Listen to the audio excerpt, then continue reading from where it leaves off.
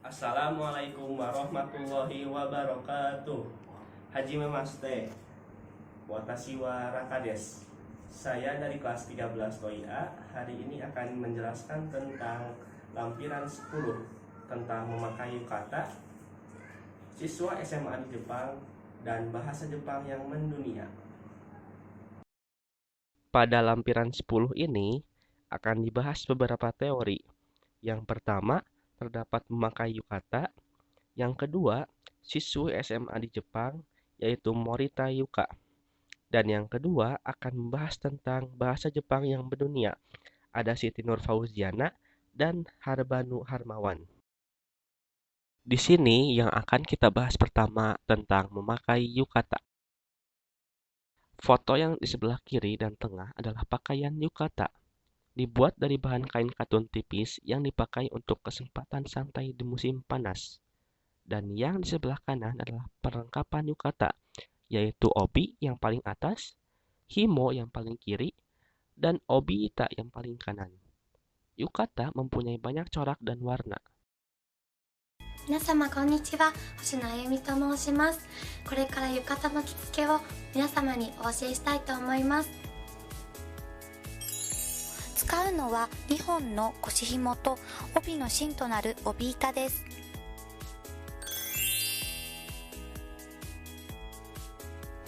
まずはじめに浴衣を羽織りましたら背中心を合わせたいと思います。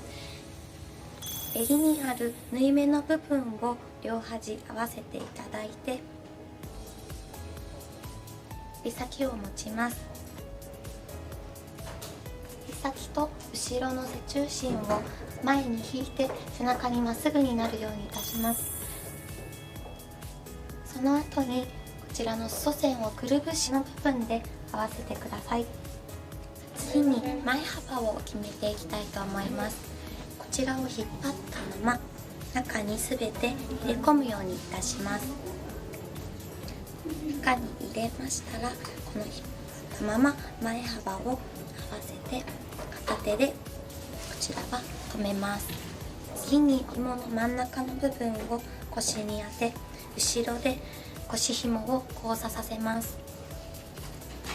前でリボン結びをしていただきまして、紐にからげて中に通します。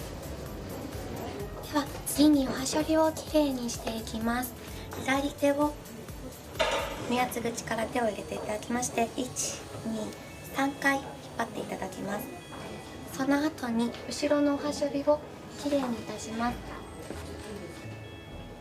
もう1本腰紐を入れていきます。こ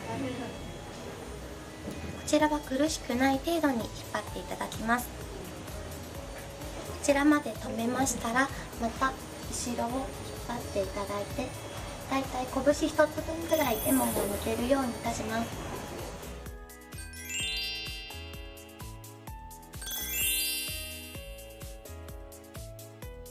では手先を半分に折っていきます。やり方にかけていただいて、長さを腰の部分まで取ります。半分に折った部分を三角形に広げていきます。帯を2回ご自分の体に巻いていただきます。帯を締め終わりましたら、こちらのタレの部分を斜めに折り上げます。先ほど肩にかけました手先を下に帯を結びます。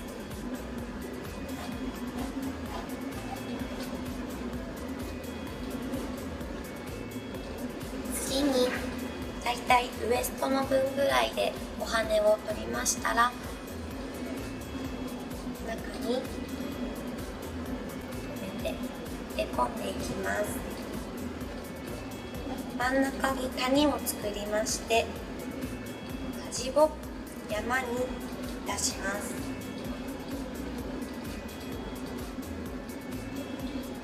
残った手先で真ん中を結び目に入れて強く引きます。残った手先は丸めていただき、指の下にしまって土台を作ります。帯を後ろに回します。最後に帯をきれいに見せるために帯板を使います。2枚巻いた間に入れます。帯板がない場合は厚手の紙を代用していただいても大丈夫です。処理をきれいに整えます。こちらで浴衣の着付けは完成です。ぜひ皆様も浴衣を手に入れて着付けにチャレンジしてみてください。以上、浴衣の着付けチュートリアルでした。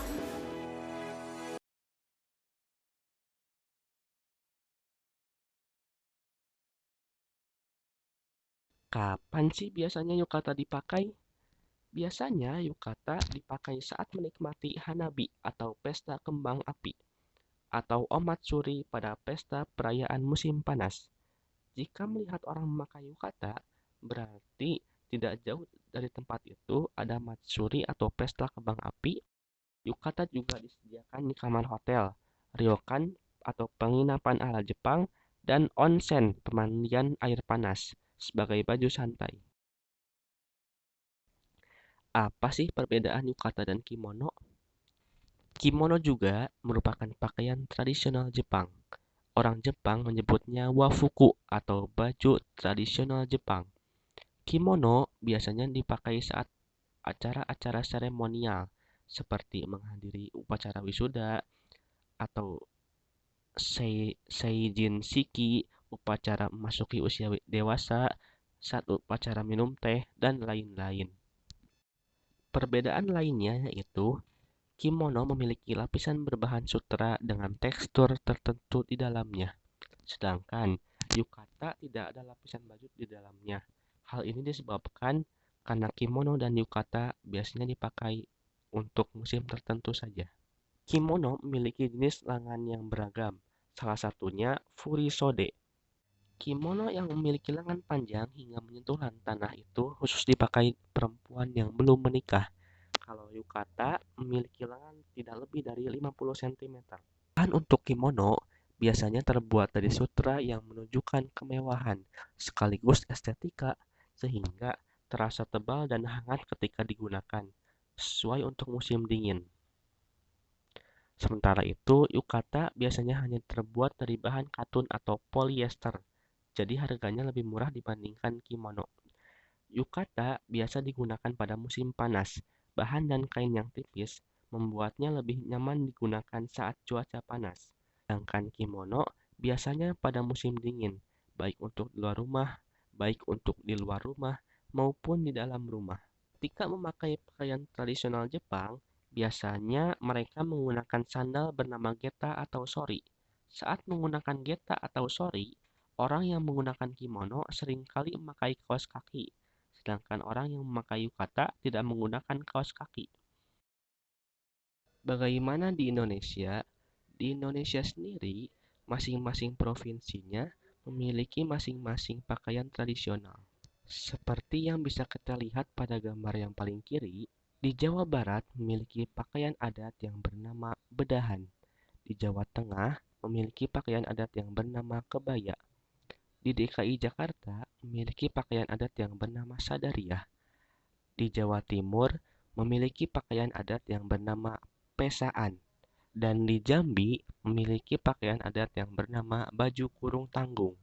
Yang kalian lihat pada gambar di tengah, itu adalah pakaian adat yang berasal dari Jawa Barat. Kapan biasanya pakaian adat di Indonesia dipakai? Biasanya, pakaian adat ini digunakan untuk secara resmi, seperti pernikahan yang bisa kalian lihat pada gambar yang paling kanan, pertemuan skala nasional, atau upacara adat di masing-masing daerah. Nah, selanjutnya, poin yang akan kita bahas yaitu tentang siswi SMA di Jepang yang bernama Morita Yuka. Morita Yuka-san tinggal di prefektur Kanagawa. siswa kelas 1 SMA. Seminggu sekali setelah pulang sekolah, ia pergi ke tempat latihan karate. Ia mulai berlatih karate sejak duduk di kelas 3 SD. Saat itu, ia sangat lemah sekali, sehingga ia ingin sedikit lebih kuat. Sejak itu, ia mulai latihan karate. Tetapi sekarang menurut temannya, meskipun Moritasan selalu tersenyum, tetapi ketika berkarate, ia menyeramkan seperti hantu.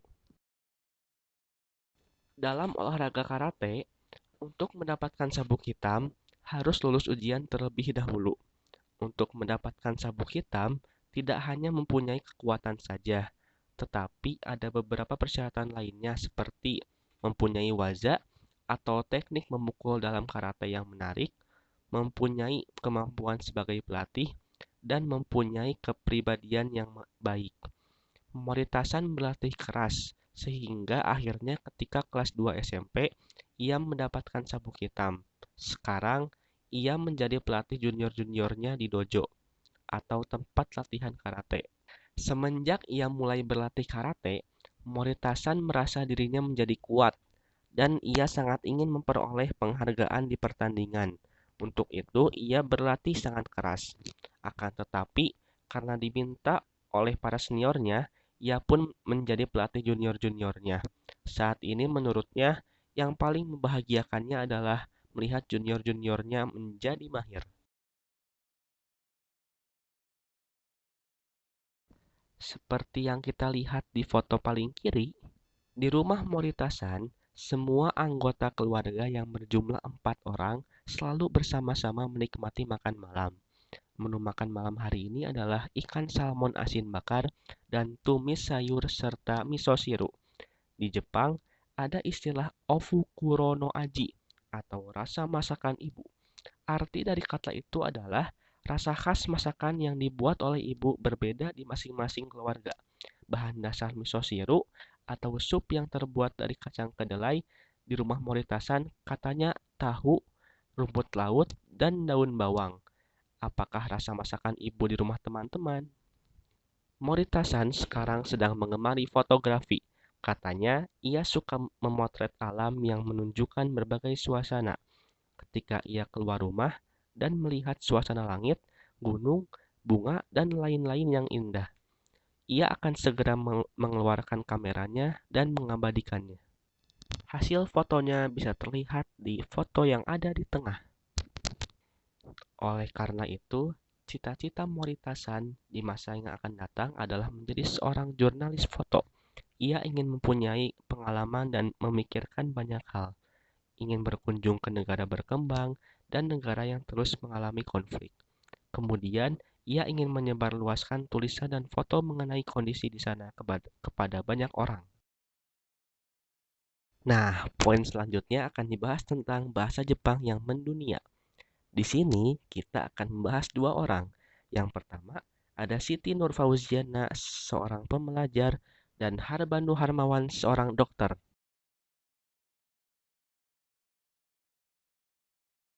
Pembelajar bahasa Jepang di Indonesia kurang lebih berjumlah 716.000 orang. Di antaranya, terdapat 686.000 pembelajar bahasa Jepang di tingkat SD hingga SMA. Anda pun salah satu di antaranya, bukan? Di SMA Lab School Jakarta pun terdapat siswa yang sedang belajar bahasa Jepang. Salah satunya bernama Siti Nurfauziana, biasa dipanggil dengan Jia. Jia-san adalah siswi kelas 1 SMA. Di kelas Jia-san sekarang sedang dipelajari hiragana, katakana, dan bahasa Jepang dasar lainnya. Kadang-kadang mereka belajar bahasa Jepang sambil menyanyikan lagu.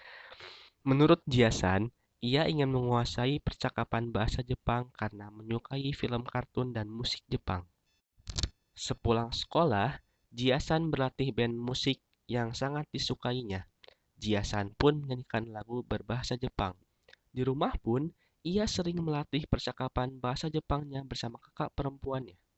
Tempat di Jepang yang ingin didatangi Jia-san adalah Hokkaido dan Tokyo.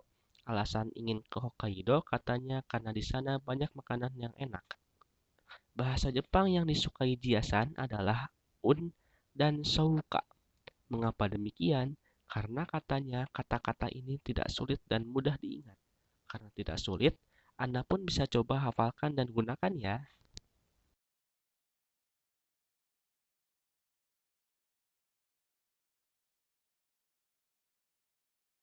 Mancanegara yang datang dari seluruh dunia. Wisatawan Jepang yang datang ke sana setiap tahunnya ada sekitar 300.000 orang. Di sana, banyak orang Indonesia yang bekerja dengan menggunakan bahasa Jepang. Harbanu Harmawan adalah salah seorang di antaranya. Harbanusan adalah seorang dokter. Ia bekerja di Rumah Sakit Sanglah, milik pemerintah yang ada di Kota Denpasar, sebagai pusat kota di Pulau Bali. Orang asing atau wisatawan sering datang ke sana sebagai pasiennya. Ia memeriksa pasien orang Jepang dengan menggunakan bahasa Jepang. Saya ingin pasien Jepang saya merasa nyaman berobat dengan saya, kata Harbanusan. Seperti yang bisa kita lihat pada gambar paling kiri, judo adalah kegemaran Harbanusan. Sejak usia 15 tahun, ia berlatih di dojo. Ia berlatih setiap pekan pada hari Minggu. Di dojo tempat ia berlatih, Harbanusan adalah yang paling kuat. Harbanusan menyukai bahasa dan budaya Jepang berawal dari judo. Dalam judo banyak digunakan kosakata bahasa Jepang, sehingga dapat belajar bahasa Jepang dari sana. Menurut Harbanusan, ia menyukai film dan komik Jepang, khususnya film Akira Kurosawa. Ia dapat belajar bahasa Jepang dari film dan komik. Kata bahasa Jepang yang disukai Harbanusan adalah gambate. Mari kita belajar bahasa Jepang dengan tekun.